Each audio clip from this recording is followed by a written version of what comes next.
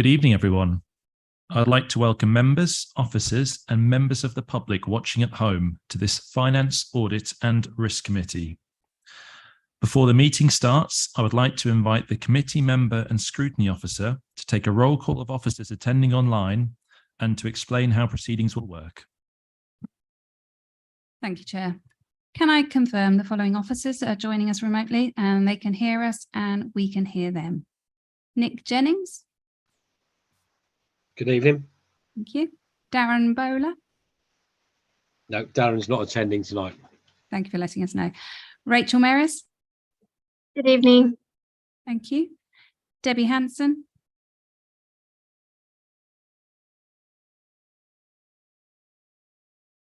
Good evening. Thank you, Debbie. And Antonia Champa. Good evening, present. Thank you very much. Okay, let's moving on. If a member wishes to speak, they should use the speak button located on the microphone unit. Please wait for the chair's invitation before you begin. When requested to vote, voting will be via the yes, no, abstain buttons on your microphone unit. Details of how members voted will be shown on the screens around the room, and the results will be visible on the YouTube stream. In the event of a tied vote, the chair will have the casting vote. Are there any questions before we start? Thank you. I'll hand back to the chair. Thank you very much. So start off with apologies for absence. So we've received apologies from councillors Terry Hone, Terry Tyler, Chris Lucas, and Tom Plater, and from John Cannon as well. Are there any further apologies anyone knows of? Brilliant. Okay, moving on to the next item. The minutes of the meeting from the 21st of June 2023. I'd like to propose that we take as read and approve as a true record the minutes of the meeting held on 21st of June 2023. Can I have a seconder, please? Councillor Tandy.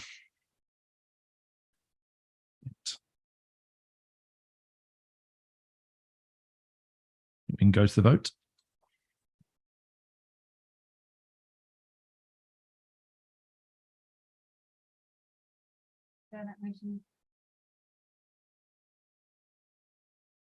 Chair, that motion is carried.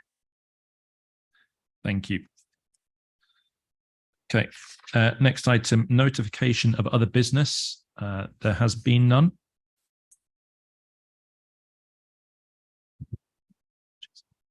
Chair's announcements.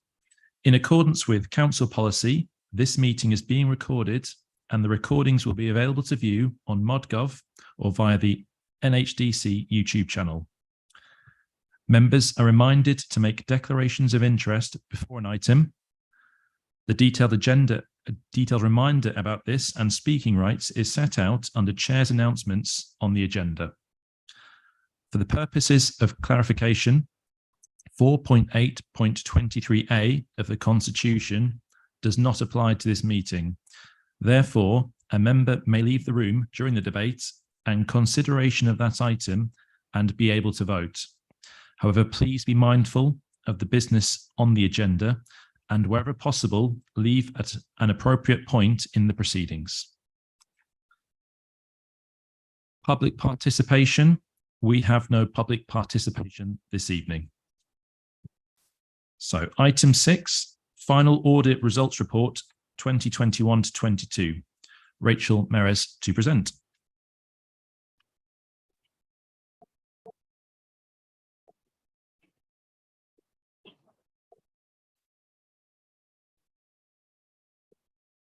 I think just before Rachel takes you through the report, I'd like to make a few comments in advance. So this is an action update to our audit results report that we presented last March, so in March 23.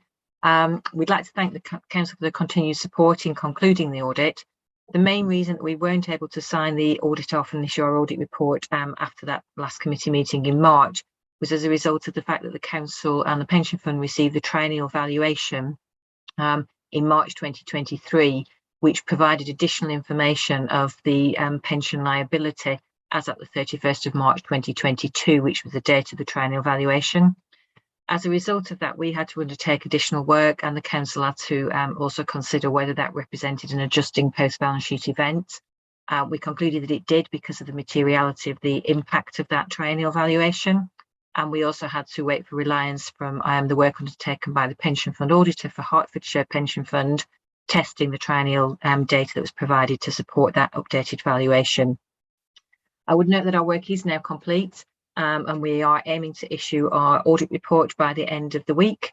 That will be an unqualified audit report with no matters to report in relation to value for money. So I think overall a very positive position, and again like to thank officers and the council for their continued support. I'll now hand over to Rachel just to take you through a few of the key elements of that report. Thank you, Debbie. I would like to begin by reiterating that our audit work is now complete. We will take the report as read and raise a few sections to highlight. So on page 23 of the agenda pack, audit differences. In March 2023, we reported an overstatement in property, plant, and equipment amounting to 5.6 million, resulting from recording an asset twice in the register. After completing our procedures, the final amount in our report now shows 6.9 million for 31st of March 2022. This also has an impact on prior year comparative balances, which was assessed to be 6.7 million for 31st of March 2021 and 6 million as of 31st of March 2020. Because of this, the council is required by the accounting standards to present 3 years of balance sheet in the statement of accounts. This has now been reflected in the statement of accounts by management. We also identified additional differences which were not included in the list of adjustments presented in March.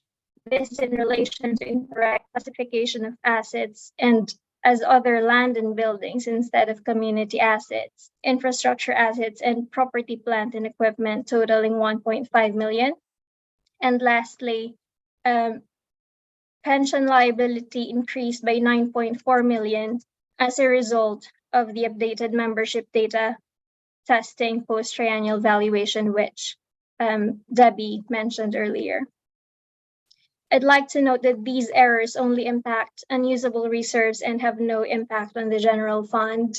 And management has agreed to correct all errors affecting the primary statements, except for the North Hart's share of errors identified by the pension fund auditor in their audit of the pension fund.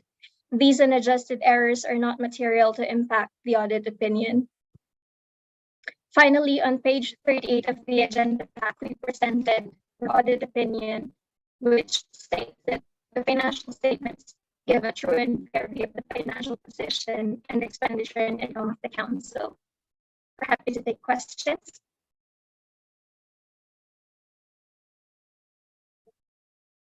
Thank you very much, Debbie and Rachel, for that report. Are there any questions? Councillor Thomas.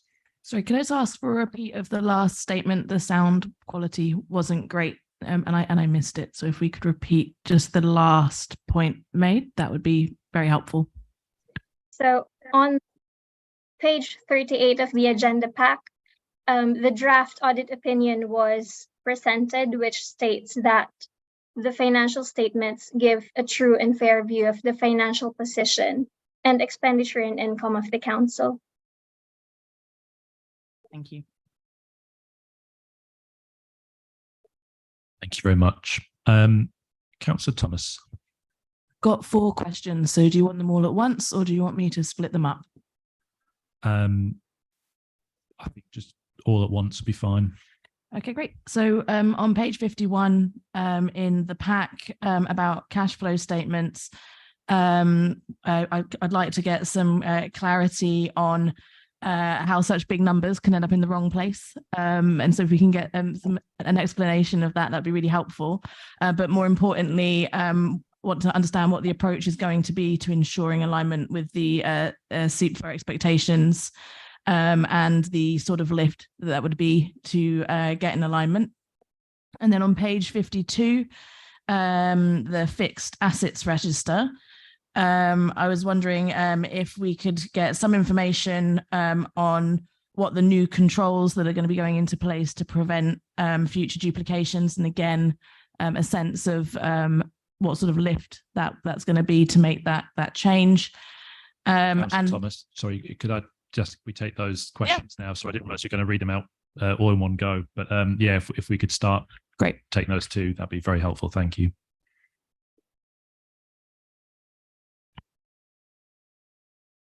Chair, if you don't mind, it's probably easy if I take those questions. They probably aimed at me rather than at Ernst & Young. I will cover these again in the report that's coming up next, but I will answer the questions now anyway. So in relation to the cash flow statement and the big numbers, the reason for the error was our mistake. We should have been paying a better attention to the SIP for guidance, and we will be looking at increased training on that to make sure we don't make this mistake in the future. There is a lot of stuff in the SIP for guidance to try and mitigate some of the blame for it, but so we do need to get better at that. The reason the numbers are so big is this relates to cash flow and in relation to investments, and we are constantly investing our money. So we have cash reserves which we need to invest to make sure they're in line with our treasury strategy. That means that the same roughly 40 to 50 million pounds we have in cash reserves over a year, sort of fluctuates over time, is being invested on a continual basis, sometimes as short as one overnight at a time, usually for longer than that, but sometimes very short periods. And that same, therefore, number goes over and over again to get to such a big number overall. So that's why the number is so big, and there is training now in place to make sure we don't make the mistake again. In relation to the fixed asset register, it is currently all spreadsheet based, and there was an error in the spreadsheet. We've re-looked at the spreadsheet to make sure it's going to work properly going forward, and we've done that for these accounts we've now produced for 22-23, and have made sure that we've kind of corrected all that and made it better going forward. What we're also planning to do is we're looking to purchase a new piece of finance software, and as part of that, we'll have come up with a fixed asset module, which should reduce our reliance on spreadsheets and therefore make it even more robust. So both of them are not mistakes that I'm proud of, but I think we've got ways forward to mitigate those impacts. Councillor Thomas, do you want to continue? So my last question was just in relation to page 61, Appendix D, the outstanding matters. There seem to be quite a few items on there, some with Ernst & Young, some on our side. And I was just wondering what the timeline would be to sort of closing out all of those dangling details. I can take this one. So when this report was submitted for circulation, it was about a month ago, I think, and I'm happy to report that that list has now been shrunk into a couple of items which are in relation to completion steps. The only items remaining would be getting management representation letter from the council, as well as the final bits and pieces that we need to do on our file. But other than that, there are no outstanding items. Thank you. Are there any further questions? Okay. In which the case then, can I have a proposer, please, for the recommendation that the committee notes the report? Councillor Thomas. Happy to propose. And can I have a seconder, please? Thank you, Councillor Tandy. Can we please go to the vote?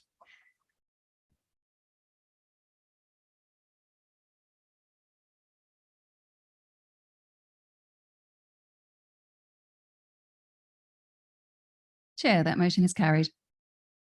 Thank you very much. Right, we'll move on to item 7, which is the Statement of Accounts 2021 to 22. Ian Cooper to present. Thank you, Chair. So this obviously follows on from the previous item. It relates to the same year's set of accounts, and the accounts are there in front of you, the long document in the pack. I will pick out a few things from the report just to highlight to you. As you've heard from Ernst & Young in the last report, there were a series of adjustments needed to be made to the accounts from the draft versions They're set out in the paragraph 8.2, and you'll note the comment there that we've adjusted for most of those, and we've already covered some of the reasons for those, and that is covered in 8.3, which I was going to cover here, but I've covered it already, so I won't do that again. In terms of the control improvements we've put in place already, you've also heard now from Ernst & Young that we're pretty much there in terms of those finalising the last steps. So as Rachel said, we're hoping to sign the accounts probably by the end of the week. So we'll just put in place those last few steps. One of those is the letter of representation, which myself and Councillor Nolan, as chair of the committee, needs to sign. We send that back to Ernst & Young, and then we can then finalise the last few bits of the process there. It's probably important to highlight what's written in paragraph 8.5, just to confirm that still not aware of any events apart from the triennial pension valuation already referenced that have occurred since the year end that provide additional evidence of conditions that existed at 31st March 2022 or materially affect the amounts in the statement of accounts. In particular, not being any subsequent event that would require an amendment to the contingent assets or liabilities listed in the accounts. It's important to make that statement. It's required by regulations. So make that statement again. That's still true. Still true when I wrote the report. It's still true now. And then the last thing to highlight is paragraph 8.6. We have already approved the annual government statements in a previous meeting. The regulations have to approve that prior to this, and we have done that prior to this meeting, prior to approving the statement of accounts. So yeah, I would like to propose the recommendations as set out there, 2.1 to 2.3, which will allow essentially myself and the chair to do the final bits around approving the statement of accounts and get those all signed off. Thank you, Ian. I suppose a question for me just on timescales then, just a confirmation that obviously with these accounts hopefully being signed off at this meeting and being approved by the committee, just a bit about the timescales going forward for the next sets of accounts. Yeah, thank you, Chair. So once we've got these out of the way, you'll be aware that we have published draft accounts. I've emailed around members of the committee, published draft accounts for 2022-23. They have now gone through the public inspection of accounts period. So they're now available to be audited, essentially. We are aware of issues with Ernst & Young around resourcing of audits that have been around for a few years now and are still ongoing. I will have a conversation with Rachel and Derry from Ernst & Young around when they can fit us in for an audit of those accounts. I will obviously be asking to do it as soon as possible. Whether I get that happens or not, I don't know at this point. But the committee will be aware that from this financial year, so the statements for this financial year 23-24, and therefore the audit work from the 1st of April 24, we are moving auditors from Ernst & Young to KPMG under the arrangements done through the public sector audit appointments, and therefore it would be nice to get everything done as soon as possible to allow that transition from Ernst & Young to KPMG, but aware that there are huge pressures in the audit market and there are actions in place to tackle some of the worst backlogs in terms of really old audits that are outstanding, but we're not in that realm. We are just caught up in the sort of the general catch up. So that's where we are at the moment, and I'll let the committee know as soon as I know more about any timescales going forward. Thank you very much. Are there any other questions from the committee? Councillor Thomas? I have a few, Chair. I'll go one at a time this time. So my first question was in the narrative page 87 about business rates, where the sort of 50-50 split becomes we only get 10% of the share coming back. And I was just wondering whether you could make a comment, Ian, on the extent to which we get the money back, basically, and try and clarify that for me. Yeah, the vast majority of our funding comes from council tax, which is money from our residents. We then get to retain a small proportion, around 10% of the business rates we collect, with some of it going to county council and some of it going to governments, of which a good portion of that is redistributed around the country to fund those councils who have a smaller business rate base than we do compared to their relative need. We do get some small amounts of funding back in terms of grants, but as you'll see from the graph at the top of that page, which is page 87 of the reports pack, we are talking very small amounts of money there. So new homes bonus is that tiny little numbers in that little bar chart there. We did get some funding through COVID-19 emergency funding. Obviously, that's now, well, since this period has now dropped away completely. So yeah, overall, we kind of net contribute into government. We don't, but our business rate payers contribute into government, although most of that is then redistributed around the country to other local authorities. Thank you. My second question is in relation to page 94, the monitoring of risk and opportunity, where I was intrigued to see that antisocial behaviour was scoring so highly. I think we always expect that there is going to be a base level of antisocial behaviour. So I was wondering what would drive it to, from a financial perspective, to become so significant to be in the report in this way. So this is in there because this is the narrative report which describes the overall control environment for the council overall. So it's not just financial risks that are covered here. This is all the risks facing the council. At the time when this was set, which was so a risk report for the year overall. So at the start of the year, it was there as a corporate risk, although you will note in the table sort of next to it, it does say that during the year, that risk was downgraded to a service risk. But for the start of the year and certainly for the preceding year, it was a really significant risk in terms of service impact, not necessarily financial impact, but service impact. We had particular issues over the period of time that was a corporate risk in relation to our two multi-storey car parks, and still do. We had to close them early and have to still close them early. We have to put more intensive cleaning into them, and our staff on a regular basis have to deal with some quite bad things in those car parks. So it's and often having to move out trolleys that have been basically just chucked down the stairwells.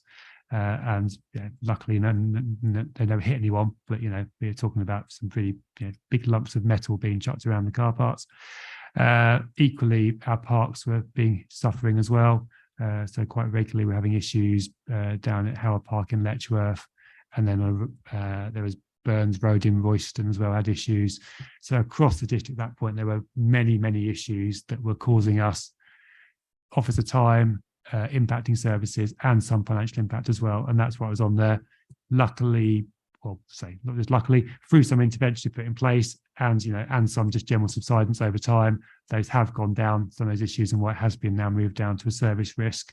But it is still a service risk, and it is still something we're keeping an eye on, because there are still the risks it could increase again.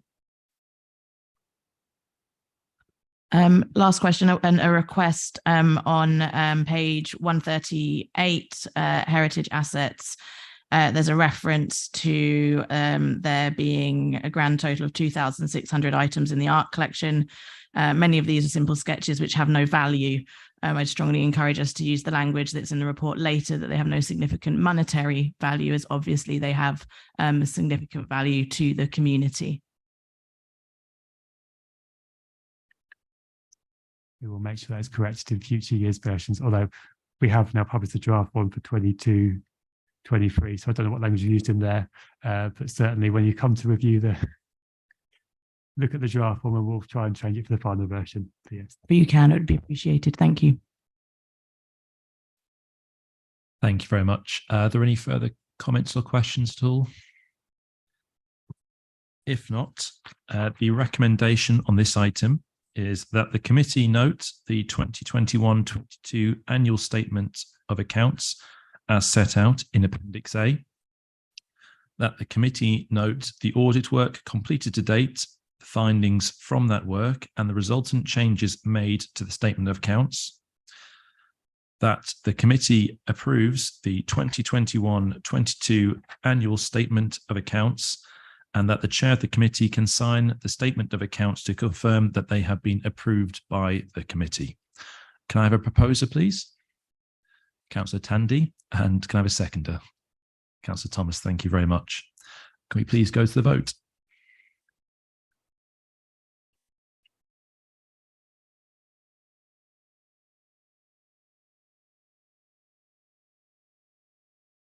Chair, that motion is carried. Thank you very much. We'll now move on to item 8, which is the annual audit report for 2021-22. Rachel Merez to present. Hi, I'm actually going to present this report rather than Rachel, if that's okay. So this is our auditor's annual report. So this is replacement for what we would previously call the annual letter or the management letter. So this summarises all of the work that we've completed during the year, which includes both our audit of the financial statements, but also the work that we've done on value for money.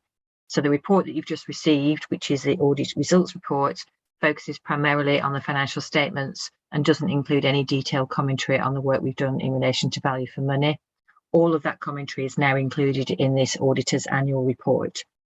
As I said, this basically repeats the first section of this, which talks about the financial statements, largely repeats the audit results report, and therefore I won't take you through those. But the new bit that's in there is the additional information in relation to value for money. So if I can refer members to page 191 of the report using your electronic numbering, that summarises the sort of 3 key areas that we look at in relation to value for money. So we look at financial sustainability, we look at the council's governance arrangements, and we look at the council's arrangements for improving economy, efficiency, and effectiveness in the use of resources. As you've noted here, we haven't identified any significant risks in relation to any of those 3 areas, and following our work, we didn't therefore identify any significant weaknesses. On the next 3 pages of the report, we've identified some high-level commentary regarding each of those 3 main areas. So if I just highlight a few of those particular areas. So in relation to financial sustainability, we're satisfied that the council's got robust processes in place. It has a 5-year planning programme, which is reflected in both the council plan and also the medium-term financial strategy. The outturn for the council looking back over recent years has been consistently less than budget, which again provides assurance about the robustness of those arrangements. The reserves are currently maintained at above the minimal level recommended by the Section 151 officer. But we have noted here that there is a need for the council to achieve savings, and there is some planned use of reserves. So I think it is important to note that this continues to be a challenging area for all local authorities, and therefore it is important that councillors are taking full note of the issues that are raised in the medium-term financial strategy and the savings plans that the council will need to make. Moving on to the next page in relation to governance, we've looked particularly at a few key areas. So we're happy that the council's got risk management arrangements in place, and that we've looked at a couple of key risks, and we can see that those have been identified and actions have been taken to manage those. We also have looked at the internal audit reports in relation to the assurance that you get over the council's internal control systems. And the council has received reasonable assurance from internal audit, which is actually the highest level of assurance that internal audit provide. We also know that the council has a climate change strategy in place, which is obviously positive in terms of looking at supporting the government's strategy and the zero strategy. And then finally, looking at the council's arrangements to secure economy, efficiency and effectiveness. Again, we focused here on a couple of key areas. So we've looked at procurement processes, and again, we're satisfied that those are adequate with appropriate controls in place. And then we've also noted that the council is working in partnership with a number of other bodies in order to improve efficiency of delivery of services. And that's, again, a positive thing that we've noted in terms of that work with other local authorities. The remainder of the report in the appendices includes more detail about the actual arrangements in place that the council has in relation to each of those areas.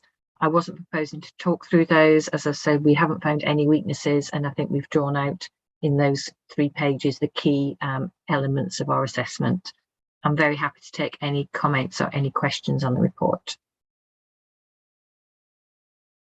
Thank you very much. Are there any comments or questions from the committee? Councillor Thomas.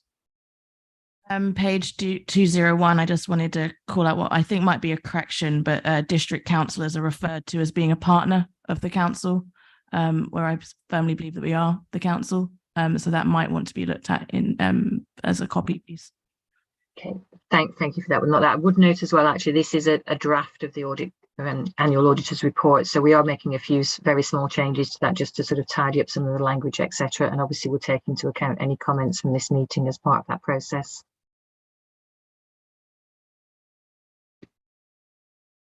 Are there any further comments or questions at all?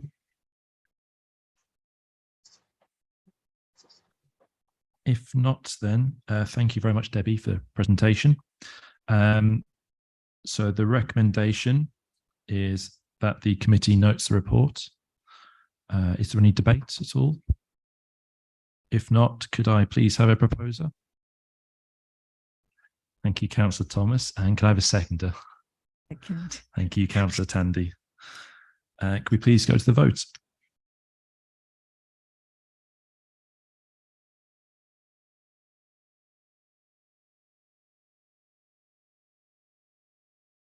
Chair, that motion is carried. Thank you very much. We'll move on to item 9, which is the SAF's anti-fraud report 2022 to 23. Nick Jennings, please. Good evening, Chair and members. Yes, this is a report which is looking back at 2022-23 on the anti-fraud activity undertaken by the Shared Anti-Fraud Service and Council officers to protect the authority against fraud. And it starts on page 205 of your electronic packs. It also includes 2 appendices at page 219 and 227. The first appendix is the anti-fraud plan that was developed for North Herts Council for 2022-2023 and was agreed by officers, and the report is based on that plan. And Appendix 2 is the annual report of the Shared Anti-Fraud Service that was presented to its board earlier this year, and that's shared with members for information. If I can just pick up first on page 209 of the report, the key performance indicators that were agreed. These were very important to the service because they ensure that the plan that was agreed with officers is actually delivered, and members should note that all 6 of those key performance indicators were met or exceeded in 2022-23. Key area for the authorities to ensure that its fraud awareness and prevention work is maintained, along with training and internal external campaigns to help prevent fraud occurring and to detect fraud early on. Members of this committee were also provided with a training session in December 2022 as well. We continue to work closely with officers across the authority, includes officers within our sister service, the Shared Internal Audit Service, who we'll hear from later, and we work very closely with the auditors as part of their work. But you also work closely with the Revenues and Benefits team, with officers in the housing services, HR and legal services as well. We mentioned in the report the issue of fraud alerts, and last year we issued 15 fraud alerts to officers across the authority, and these ranged from a variety of different fraud types that we're starting to see or emerge that would impact on local authorities, and again, part of our role is to ensure that through our network of partnerships we continue to share those alerts with officers as soon as that's practical. We mentioned on page 212 the reactive work that was undertaken last year, and that includes a number of referrals or allegations of fraud that have been reported. We break those down by the fraud types, who's reporting that fraud to us. We also include on page 213 the number of cases investigating, the outcomes of those investigations. And then we've mentioned some particular areas of work that were undertaken with Settle Housing to deal with tenancy fraud.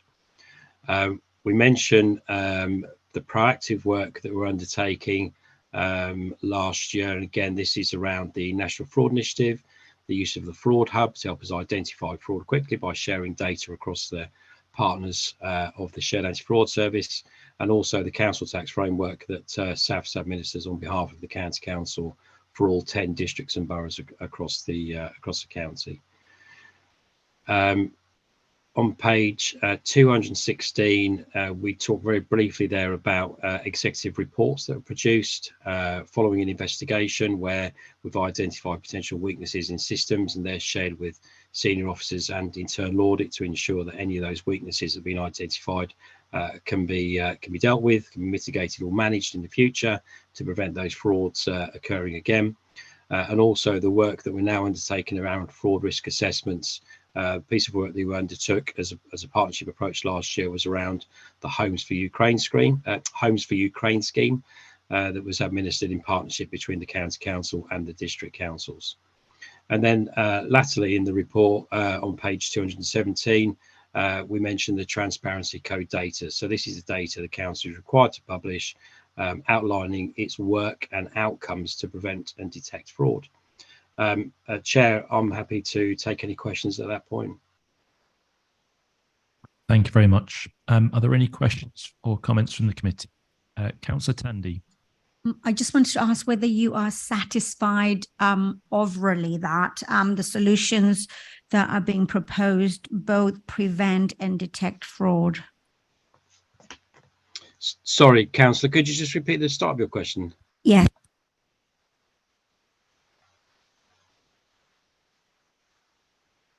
I'm sorry, I didn't pick up any of that.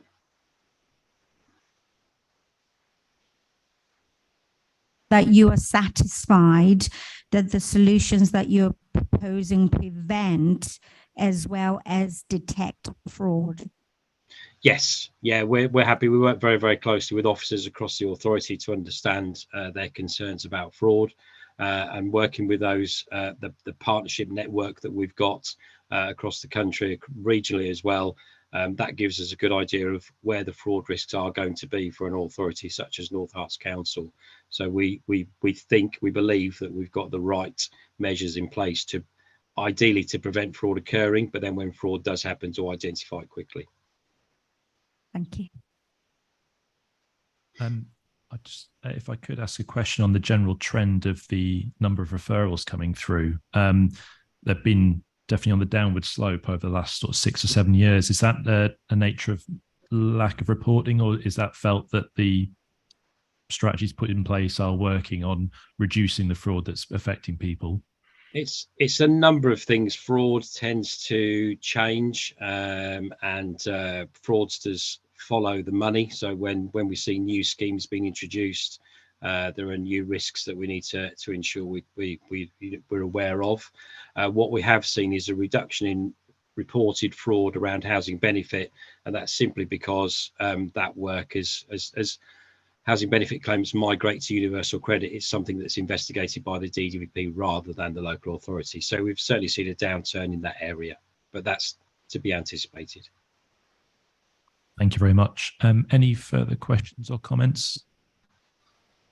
Okay. Thank you very much, Nick, for that. Thank you. So the recommendation is that the committee notes the activity undertaken by the Shared Anti-Fraud Service to deliver the 2022-23 anti-fraud plan for the council, that the committee notes the other anti-fraud activity undertaken to protect the council. Could I please have a proposer? Councillor Tandy, and a seconder. Thank you, Councillor Thomas. Can we go to the vote, please?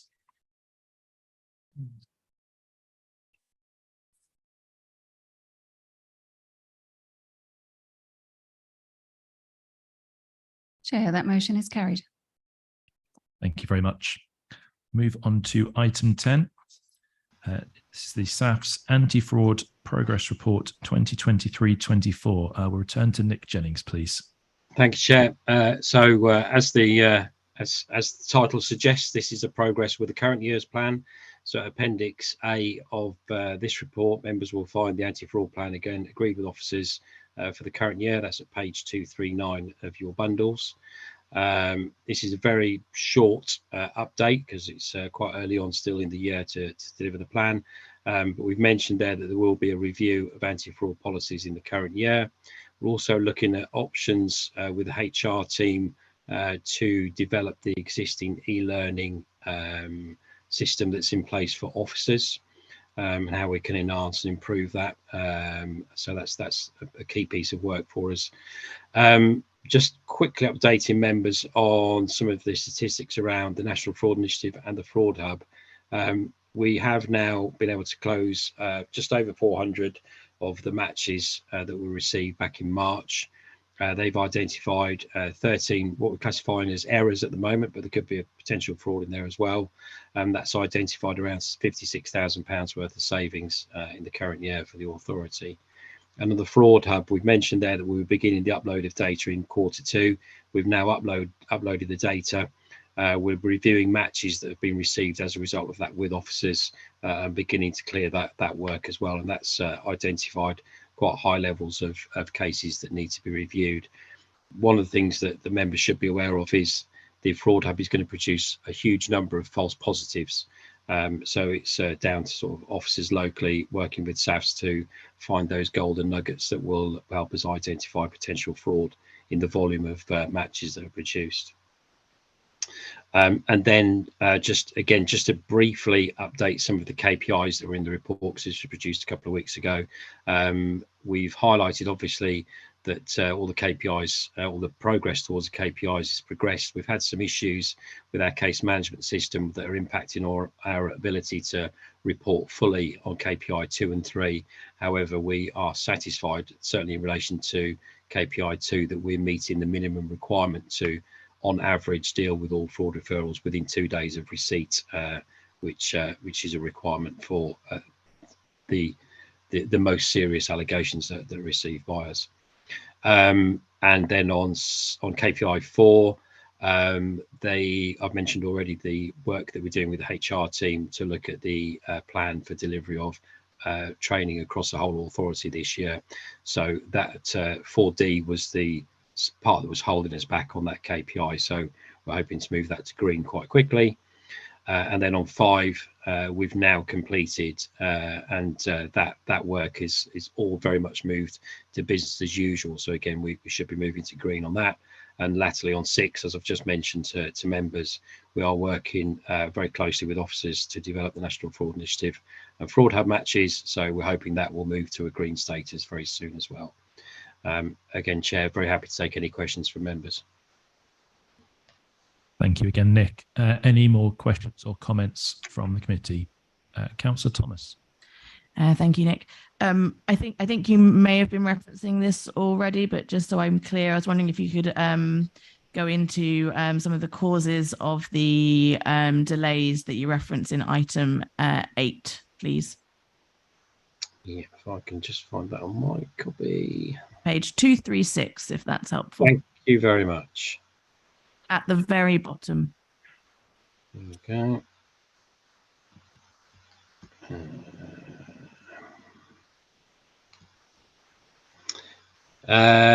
Yes. What we identified at the beginning of this year, we've moved it. It's mentioned a couple of times in the KPIs and in the text of the report as well. Is with our new case management system that we moved to at the beginning of this year in April, that created some problems with staff being able to report fraud directly into our case management system. That's been resolved. Officers are now able to report fraud and are doing so. So what we saw was a slight dip in the number of referrals that we were receiving. We identified there was an issue with the case management system, and we worked with our provider to make sure that that was fixed as quickly as possible. And we have the normal service as far as officers are concerned, and members of the public who want to report fraud to us. It's a nice, simple process for them to do that. Thank you very much. Any further comments or questions? If not, thank you very much, Nick, again for the presentations. So the recommendation is that the committee notes the progress by officers and the shared anti-fraud service to deliver the 2023-24 anti-fraud plan for the council. Could I please have a proposer? Thank you, Councillor Thomas, and a seconder. Thank you, Councillor Tandy. Could we please move to the vote?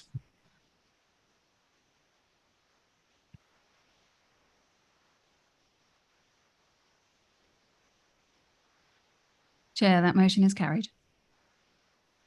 Thank you very much. We'll now move on to item 11, the SIAS Service Report Update 2023-24. We'll hand over to Chris Wood to present. Thank you. It came on automatically, no buttons to push, which is nice. Given that eagle-eyed councillors spotted an error or a typo in one of the previous reports, I'd best own up to my own one in 2.1. On page 251, I say there's 29% of the audit plan days delivered. But if you cross-reference to the table at 2.7, you'll see it's 31%. So all I'll say is some work came in the door after I wrote the first draft and never went back to correct my that particular line.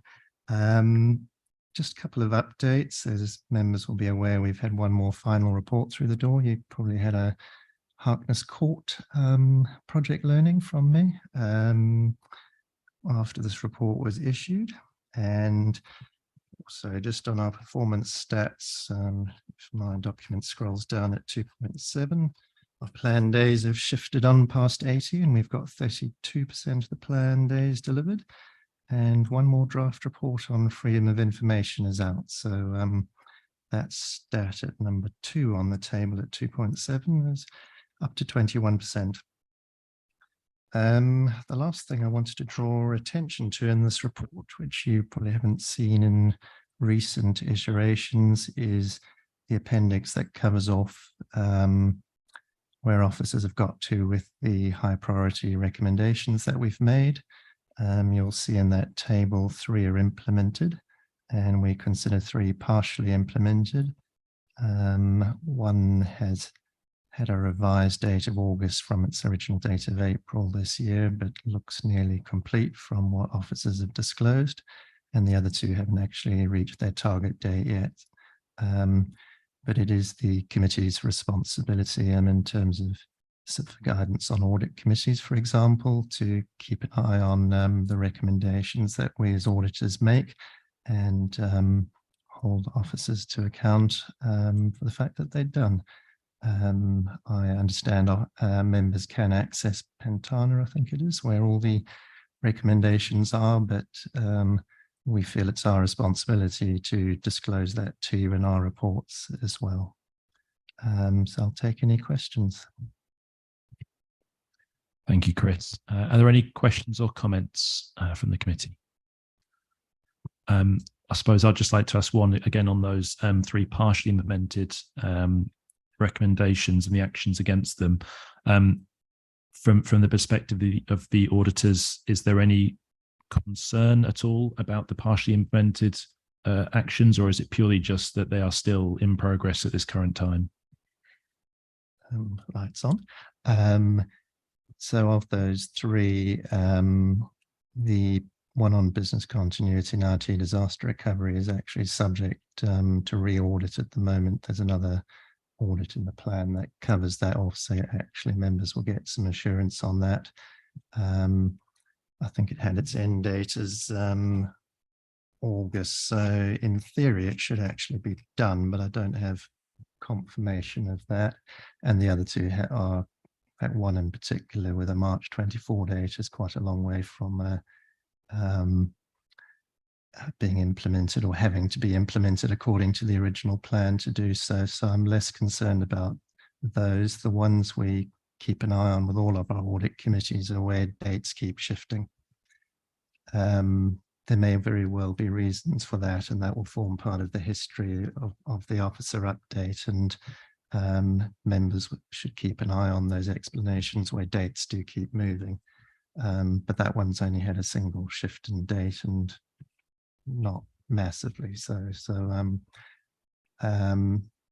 And as the officer disclosure says, it's pretty much done. So I don't have any concerns at this time on those. I'm not going to name authorities, but there are other authorities where we have far greater concern than those here. It's very good to hear from our perspective. Thank you very much. If there's no other comments or questions, then the recommendation is that the committee notes the SIAS progress report for the period to 25th of August 2023, that the committee notes the plan amendments to the 2022-23-24 annual audit plan. Is there any debate at all? If not, can I please have a proposer? Thank you, Councillor Tandy. And a seconder. Thank you, Councillor Thomas. And can we please move to the vote?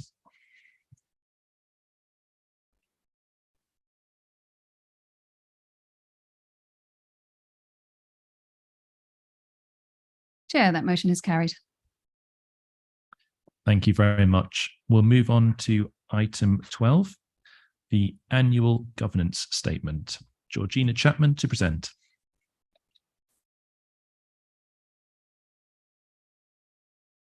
Are we agreeing? Okay, good.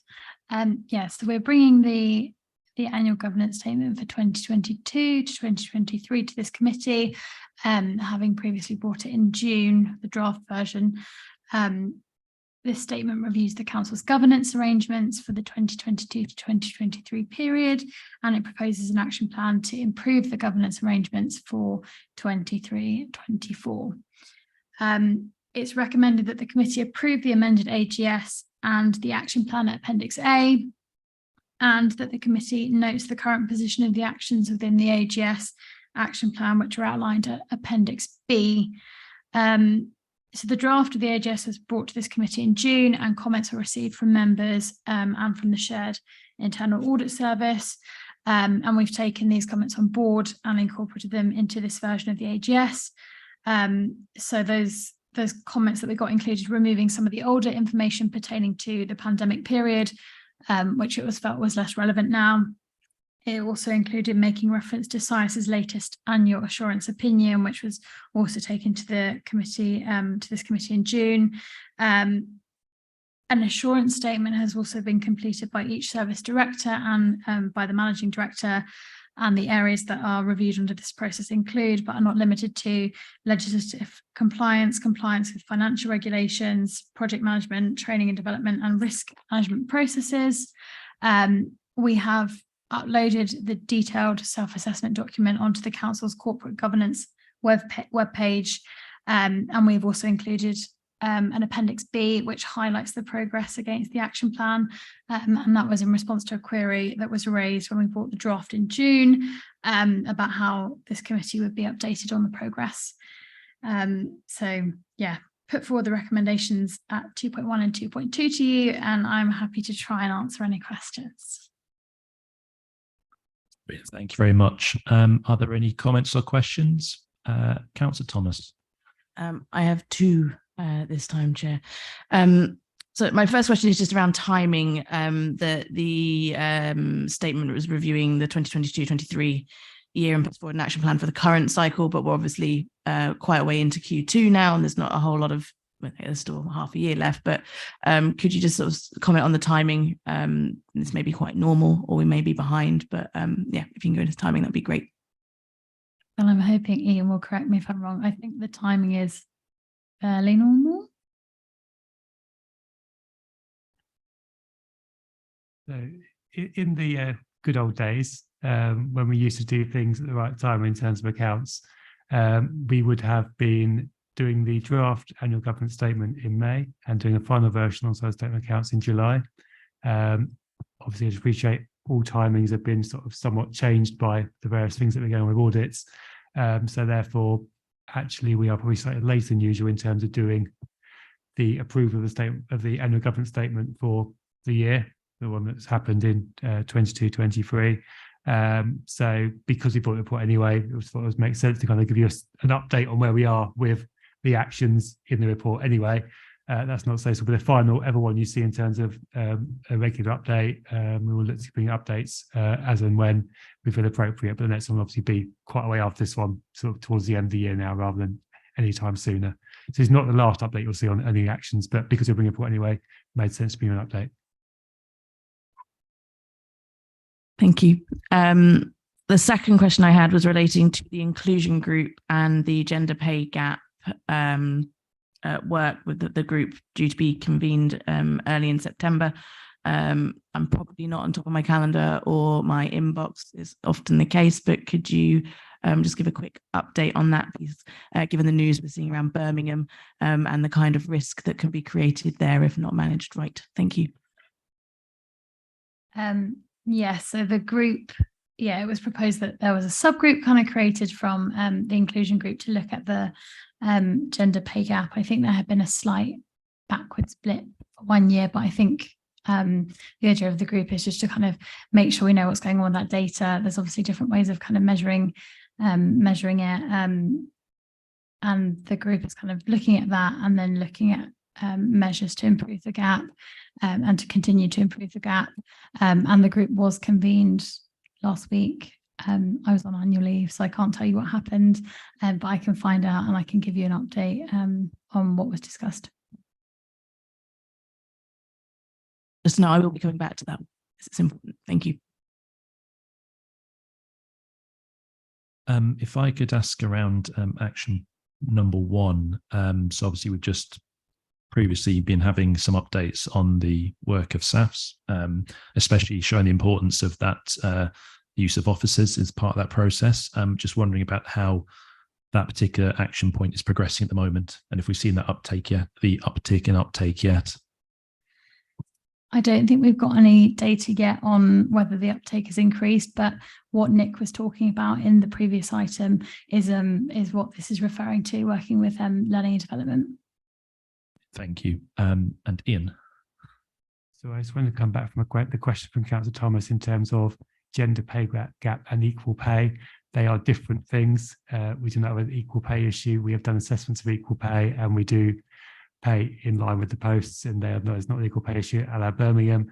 This is around the fact that on average, women do lower paid jobs, paid at the correct rate for that job compared to men in the authority. And obviously we're looking to address that, but this is not an equal pay issue.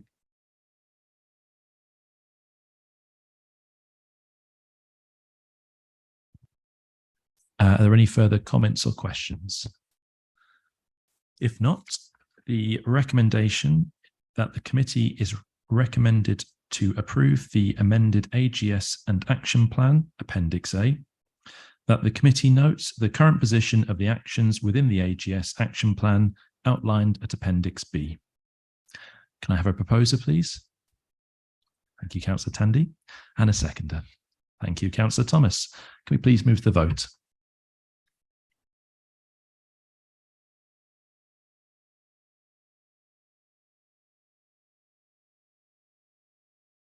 Chair, that motion is carried.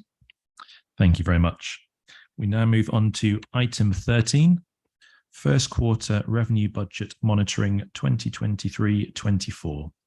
Hand over to Ian Cooper. Thank you, Chair. First of all, I wanted to note that there's been a change between this version of the support and the version that we're going to Cabinet next week. This arises from the notification we got last week from government around the potential to do a business rate pool for the year 23-24, so 24-25, get my years right. A business rate pool allows a small group of authorities within a administrative area, so in this case Hertfordshire, to join together to create some potential business rate advantages, so we get to retain a bit more of the business rate income than we would do otherwise. It comes with some risk because the pool essentially protects the government from some of the risks that may arise. But generally, historically, there have been exceptions. It has worked in the favour of the small group within Hertfordshire that is able to form an optimum pool. It is usually comprised of, well, it has to be comprised of the county council, and then over 3, 4, sometimes 5 districts alongside the county council. So we've been notified of that. That opportunity is open. We have notified government by early October if we want to be part of a pool. So the report to Cabinet asked for delegation in that regard to agree to a pool if it is determined that is the optimum decision. That triggers some work alongside the county council or the districts to work with some people who know a lot more about business rates than we do. So there's a group of consultants who specialise in this field, who will do some work on our behalf to work out what the optimum pool should be and if it's worth going over the pool in terms of risk. And then by that point, by the end of that sort of October deadline, we'll determine A, if it's worth pooling, and B, what the optimum pool would be. And the decision is that, you know, if we are the part of that optimum pool and the risk seems reasonable in the view of myself and the executive member for finance and IT, we can go ahead with that. So that's a change in this version of the report compared to the cabinet version. Apart from that, this follows the same sort of structure as our usual quarterly reports. So table 3 details the various changes from budget. The biggest one there is in relation to Treasury investment income, which we'll cover again in the next report. Because of increases in interest rates, we are able to generate a lot more income than we had predicted at the start of the year. Worth saying that this is for this year, potentially a bit longer than this year, though we would expect interest rates to come back down again and therefore that income to fall. Alongside that, we will start to spend some of our reserves, we will spend some of our capital money, and that will further decrease the amount of money we have to invest. So those two combined will mean that that current bonus in terms of income will come down substantially, and that cannot be banked on in the medium term to balancing our budget. It's not an ongoing source of income. What is an ongoing issue is probably the third line down there in terms of pay awards. That £258,000 overspend reflects where we are in terms of the current employer offer to staff and to unions. That offer has not been agreed yet, but it's reflected here as terms of the cost there because it's very, very unlikely to be less than that. Obviously, unions will be pushing for even more in terms of pay awards, and that is an ongoing impact going forward. That's the pay offer from 1st of April 2023. Still not agreed, and will be probably a few months yet before it is agreed. And then we'll then enter the next cycle around the offer for 1st of April 2024 onwards. And then that will be another discussion about what level of increase that should be as well, bearing in mind we've kind of balanced the affordability with the fact that we are, you know, us and our staff are facing significant inflationary increases. Those are sort of two ones I want to highlight from that table, but obviously happy to kind of cover anything else that there's any questions on. And then, as usual, looking at sort of page 291 of the report back, we've got performance indicators in relation to our key income sources. We've got the sort of the known issues in terms of legislative management fee, which explained there, and the variance on that. But apart from that, you know, we've got some ambers and greens across those lines there. We'll keep an eye on that for as we go throughout the year. And then we've got a position in terms of COVID-19 provision we made at the start of the year, and sort of an update on that in terms of how we're doing against that, and that's covered in table 6 on page 293. And then we've got the overall general fund impact, which at the moment is just reflecting the current underspend against budget. There's no variation in terms of our funding sources as yet, but that is showing that general fund balance is projected to be 2.649 million by the end of the year, which is higher than our budgeting. Obviously, that's a good thing in terms of giving us future resilience, but it still doesn't take away the pressure to need to balance our budget in the medium term. If we don't make the required levels of savings, those reserves will be eroded very, very quickly. And once reserves are spent, they are gone forever. So those are the key bits I want to highlight from the report, but also a lot of detail in there, so have to take any questions.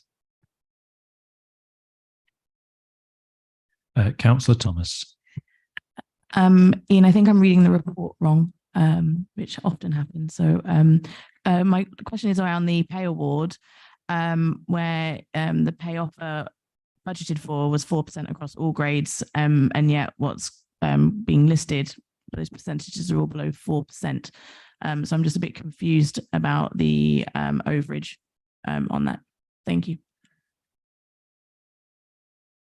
Yeah, the only percentage mentioned is obviously below 4%, it's 3.88%. So below the 49950 mentioned there, the pay awards that has been put forward by employers is that every single pay band would get a flat increase of 1925. So if you think that our sort of lower paid members of staff, you know, so they're around £20,000, 1925 would equate to about 10% increase. So the lowest level, you're getting sort of a 10% increase. That sort of slowly declines up to percentages as you go up the pay scales, up to 3.88% at the top there.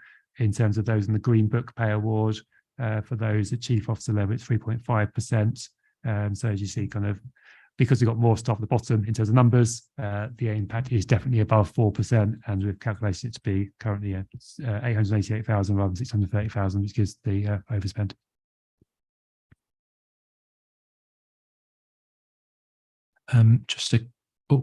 Councillor Thomas. Oh, go for it. Seeing that the Bulldog fire recovery, that we've managed to deliver our duties for £2,000.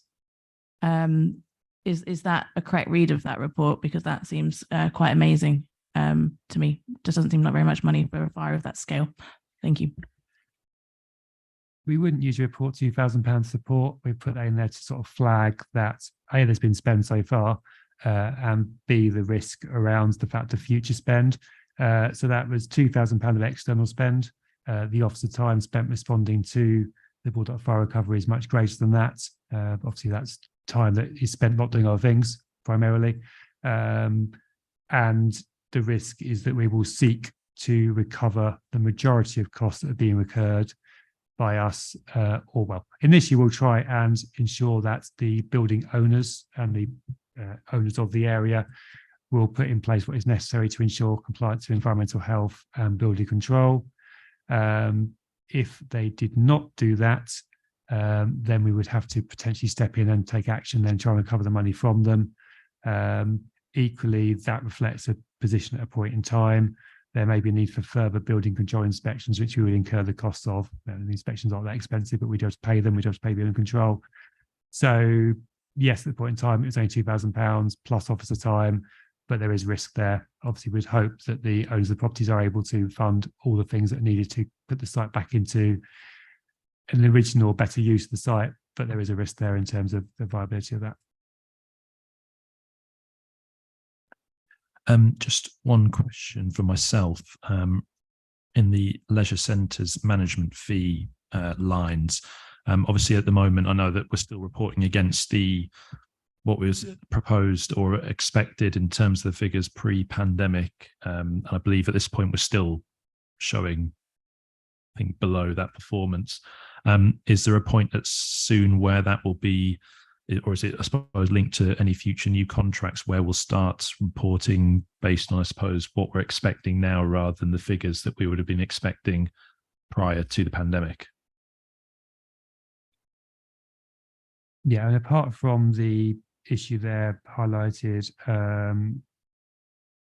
around the inflation increase, we sort of not estimating that correctly. The contractor are paying the full management fee now that is due to us. So yeah, we are back in the realms of what we were collecting pre-COVID. But yes, you are correct that we are in the process of re-tendering for that leisure contract.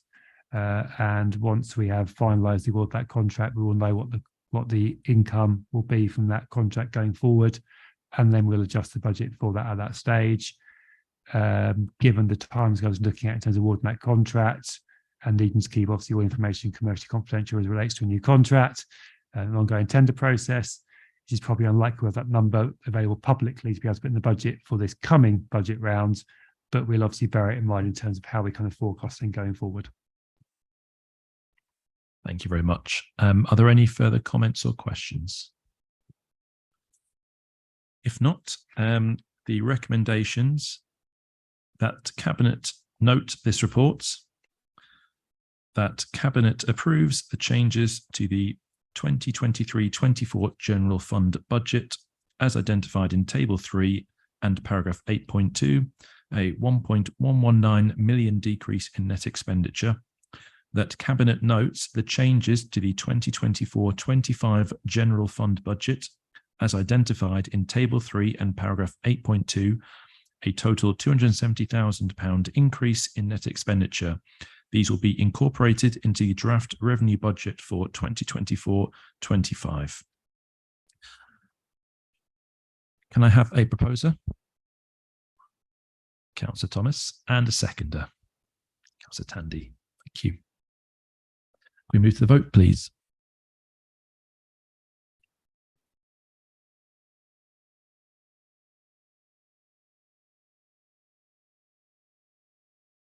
Chair, that motion is carried. Thank you very much. We'll move on to item 14, first quarter investment strategy, capital and treasury review 2023-24. Perhaps back to Ian Cooper. Thank you, Chair. Again, this takes the sort of standard format we have for these reports. So the first section is in relation to our forecast capital spend, and the second section then looks at our treasury position in terms of investing our surplus cash and any loans we have. So in relation to capital, if I start off by highlighting table 2, starting in paragraph 8.4, the various schemes where there are forecast differences in total in sort of changes to the timetable of those schemes and then shifting money in between years. And then table 3 is a couple of points to note in that particular table there. So the kind of large amount there in terms of relation to use of section, it should say section 106 funding, it says section 016, but section 106 funding is what it should say, funding for additional social housing, highlighting that there is a planned use of some section 106 money that is ring fenced for housing and where the developers are unable to deliver the affordable housing on site. So proposes to use that funding for the particular scheme mentioned in that paragraph, highlighting that proposal given it's quite a large amount of money and therefore quite a big impact on the capital programme, albeit it's not our capital money to spend, but just highlighting that as the amount that's there. And then the other thing to highlight on there is the line in relation to solar PV and solar thermal. The sort of text there details that we have been successful in getting some funding to do a heat decarbonisation plan for the leisure centres, which allows us to do a bid to the Public Sector Decarbonisation Fund. Subject to what we can include within that bid, we will look to push those projects in relation to solar PV and solar thermal into that bid, which means that they'll be substantially funded by the grants, and therefore we're going to provide a smaller kind of match contribution. But also within that bid, we'll look at what else we can do in relation to heat decarbonisation, which could be replacement boilers, air source heat pumps, those kind of things that will move us away from gas boilers. And so as this report highlights just there that we're going to do that and that therefore we'll reuse that money as our overall match contribution to all the various projects that could fall within that bid. If we're unsuccessful in the bid to the decarbonisation fund, then we'll revert back to just the sort of solar PV, solar thermal projects and so pushing those forward. But feel it's worth the kind of the bid process to try and get a greater outcome for the same amount of money we're putting in and get government to fund some of that work through that grant scheme. So that concludes where we are in terms of the capital that I wanted to highlight. And then in terms of treasury management, you've got the two tables, one in 8.11 and one in 8.12, which show the spread of our investments across the various investment types by category and then by individual institution. You will note now that we're kind of looking at investments in excess of 4%. And if you look at kind of the current investments we're getting, if you're going anywhere long term, sort of beyond kind of a very short term, you're looking at 5% plus for investments now. And that's the market we're in at the moment. To some degree, it's nice that we've got good interest rates in the surplus cash we've got. We have no borrowing at the moment, and therefore it's not hitting us like it is with the other advisors that do have borrowing. But equally do want inflation to come down, and that part and parcel of that will be interest rates coming down as well. So yeah, longer term, you've got to expect that interest rates will come down to 2.5% or lower to get that kind of inflation, that sort of same target level. But just to highlight, we have complied with the investment strategy throughout the period to date for the year. as with, sorry, I should have spoken in the last report as well, but as with the last report, this is a report to Cabinet. So the recommendations are mainly focused to Cabinet, but you do have the opportunity as the Audit Committee to provide any views, comments to Cabinet on the contents, or to confirm that you're happy with what's been put forward. Thank you very much. I do have a question relating to the bid to the decarbonisation fund. Just again, as we've seen previously with, attempts to get funding of such means, would there be any lost cost in the case of an unsuccessful bid to the council, and just roughly what that sort of level might be? So we have been successful in getting funding to basically do all the information we need to put the bid forward. So that's from the Greater South East Net Zero Fund. So we got some money through that to put the bid forward. I think we are funding a bit of it, I think less than £10,000, but they're funding the majority of the cost on that. Even if we're unsuccessful, it's useful to have that heat decarbonisation plan anyway, because it helps us identify which projects to take forward in relation to moving towards net zero. So there is often time that will be spent, but most of that's being done by the people that are doing the bid, doing the work anyway, in terms of the plan and in terms of getting ready for a bid anyway. So yeah, some of the time, a little bit of cost, but I think probably worth it given the potential prize and the fact we want this plan anyway in place. Thank you very much. Any other comments or questions from the committee? Nope. Okay.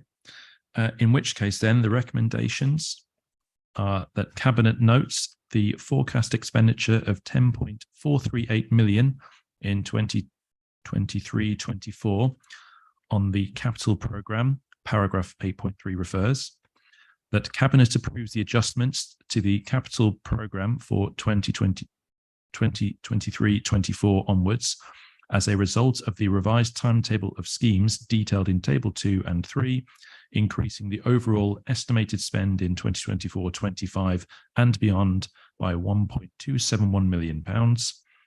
That Cabinet notes the position of the availability of capital resources as detailed in Table 4, paragraph 8.6, and the requirement to keep the capital programme under review for affordability. Cabinet is asked to note the position of Treasury management activity as at the end of June 2023. Can I please have a proposer? Councillor Tandy, and a seconder, Councillor Thomas. Sorry, I think it's the last time I'll be asking you both that tonight. So you'd be pleased to hear. Can we move to the vote, please?